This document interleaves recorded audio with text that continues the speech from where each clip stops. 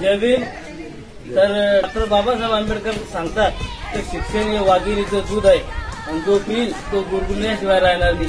आणि याचं उत्तम उदाहरण म्हणजे नेपूर येथील 2 हे खोतकर परिवारातील मुलं आज जळगाव पोलीस भरतीमध्ये सिलेक्ट झाले. तर एक अभिमानाची गोष्ट आहे की एक शोषित पीडित वंचित घटकातले मुलं डॉक्टर बाबासाहेब आंबेडकर यांच्या शिक्षणाच्या माध्यमातून आज शासकीय डिपार्टमेंटमध्ये AIT समाविष्ट झाले. तर खरंच एक समाजासाठी आनंदाची गोष्ट आहे.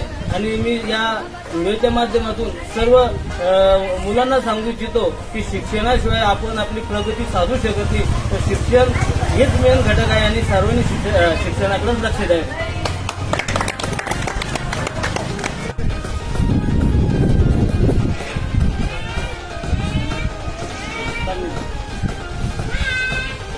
फोटो निघतो का त्याच्यामध्ये चालतात?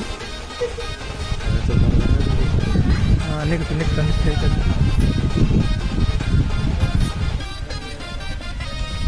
इकडे बघा.